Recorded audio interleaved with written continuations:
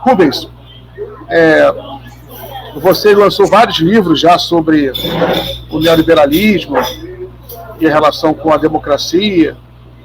Eu queria saber, você está preparando um novo trabalho nesse sentido? Um novo livro?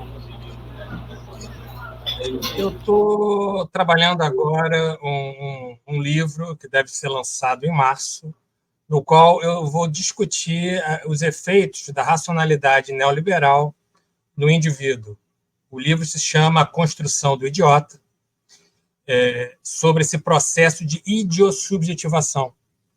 Idiota, Miguel, no sentido grego do termo, que é aquela pessoa incapaz de se comunicar com a cidade, incapaz de se preocupar com o outro, aquela pessoa que só olha para o próprio umbigo. Esse era o idiota no sentido original. E a racionalidade neoliberal produz isso, né? Produz idiotas, pessoas egoístas que se percebem como empresários de si, né? Se percebem como capital humano, se percebem como uma empresa e que tratam os outros sempre como concorrentes a serem vencidos. Essa lógica da concorrência passa a reger as mais íntimas relações, inclusive as relações amorosas, as relações familiares. O outro é sempre visto como um adversário, como um concorrente a ser vencido ou como um inimigo a ser destruído, a ser eliminado. Muito bem. Rubens, queria uma opinião sua, ainda nessa linha do neoliberalismo e democracia. A gente tem assistido nos últimos anos com a Lava Jato, né, um aumento muito grande do judiciário, o papel do judiciário no debate político brasileiro. Agora, com o bolsonarismo, houve novamente ataques. O Bolsonaro acabou se voltando contra o judiciário, contra o STF. Então, houve um debate. A gente criticava, no campo progressista, havia uma crítica aos excessos do judiciário. Quando o Bolsonaro ele começa, por sua vez, também a atacar o judiciário, ao mesmo tempo, o judiciário fica claro também o papel do judiciário para a democracia. Né? É muito bonito o discurso do Flávio Dino, antes de entrar no STF, defendendo o papel do judiciário para a democracia. Na sua opinião, qual o papel do judiciário na democracia brasileira, né? Todos os problemas, como é que você avalia?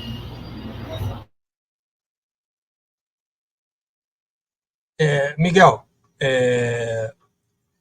no modelo do Estado democrático de direito, que é aquele modelo que se caracteriza pela existência de limites rígidos ao exercício do poder, de qualquer poder, inclusive do próprio poder judiciário, as agências judiciais, o poder judiciário funciona como um garante da liberdade, como um garantidor dos direitos e garantias fundamentais, como um garantidor das regras do jogo democrático.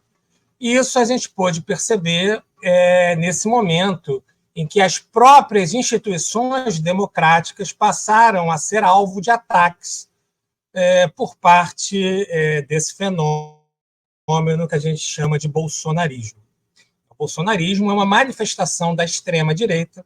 O bolsonarismo não se confunde com a figura do ex-presidente Bolsonaro, mas o bolsonarismo é uma manifestação da extrema-direita com características muito próprias ligadas à história do Brasil.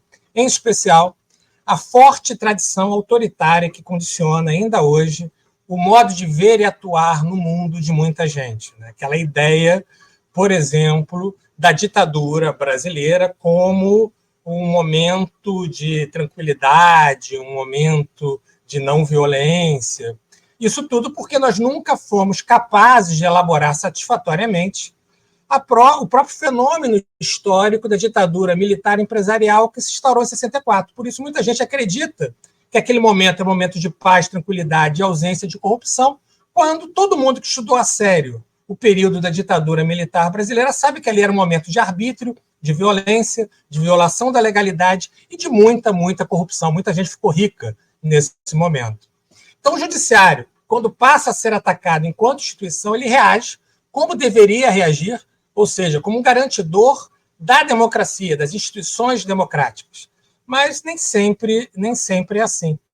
Muito em razão disso que eu tenho chamado de neoliberalismo, ou seja, não mais uma teoria econômica que remonta a Mises, Hayek, a Gary Becker, por exemplo, não mais uma governamentalidade, como queria Michel Foucault quando ele escreve o seu livro Nascimento da Biopolítica, mas como uma racionalidade. Então, acho que a gente tem que pensar o neoliberalismo hoje como uma racionalidade, ou seja, um certo modo de ver e atuar no mundo que trata tudo e todos como objetos negociáveis a partir de cálculos de interesse que visam exclusivamente o lucro ou a obtenção de vantagens pessoais. Essa racionalidade neoliberal passa a condicionar o indivíduo, como eu já disse, a sociedade e também o Estado, as instituições do Estado. Então, por exemplo, o Poder Judiciário deixa de funcionar como um garantidor de direitos fundamentais e, a partir da hegemonia da racionalidade neoliberal, cada vez mais passa a atuar para homologar as expectativas do poder econômico ou controlar os indesejáveis. Se a gente pegar os episódios de lawfare no Brasil, em especial o caso do atual presidente Lula, a gente vai ver nitidamente que ali o Poder Judiciário funcionou como uma instituição voltada ao controle de uma pessoa identificada como indesejável. Indesejável porque fazia um discurso contrário a esse da hegemonia da racionalidade neoliberal. Então, quem são os indesejáveis aos olhos do detentor do poder econômico? Primeiro, os pobres. Historicamente, sempre foram os indesejáveis, aqueles que enchem as cadeias, quando não são eliminados fisicamente. Então, os pobres, mas também os inimigos políticos do detentor do poder econômico.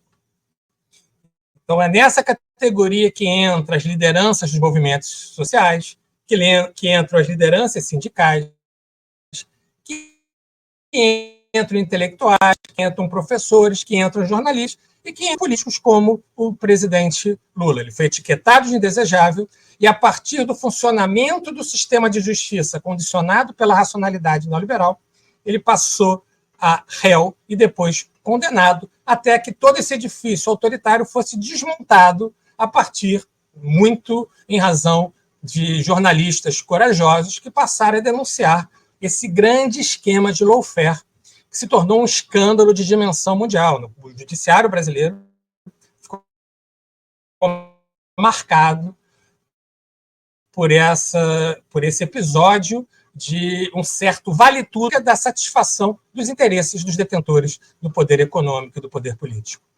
Então nós temos esse judiciário que, pelo modelo constitucional, deve funcionar como garantidor dos direitos fundamentais, como garantidor das instituições democráticas, como garantidor das regras do jogo democrático. Quando eu estou falando aqui em democracia, eu falo basicamente de uma verdadeira soberania popular, ou seja, do governo do povo para o povo, e também do respeito incondicional aos direitos e garantias fundamentais. Porque a racionalidade neoliberal, primeiro, afasta os direitos e garantias fundamentais, que passam a ser percebidos como obstáculos à eficiência econômica ou à eficiência política, e também afasta a soberania popular, na medida em que, quando se dá essa hegemonia desse modo de ver e atuar neoliberal, cada vez mais não é o povo que importa, mas sim as grandes corporações, os donos super ricos, né, os donos do poder econômico. Não mais um governo do povo para o povo e pelo povo, mas um governo dos representantes das grandes corporações, dos representantes do poder econômico, ou seja, os representantes populares passam a atuar de maneira pornográfica em favor dos detentores do poder econômico. Muitas vezes os detentores do poder econômico bancam essas campanhas, bancam esses representantes, bancam esses deputados, esses senadores, e quando não, o próprio detentor do poder econômico passa a exercer diretamente também o poder político. Aliás, essa é uma característica dessa mutação que o Estado sofre quando da hegemonia da racionalidade neoliberal. Cada vez mais, Miguel, o detentor do poder político passa a ser também o detentor do poder econômico, ou seja, o super rico passa a exercer diretamente também o poder político. O grande exemplo que nós temos é o Trump nos Estados Unidos, aquela marca que se torna presidente da República, e o Berlusconi na Itália. Mas aqui no Brasil também temos vários desses detentores do poder econômico que passam a exercer diretamente também o poder político.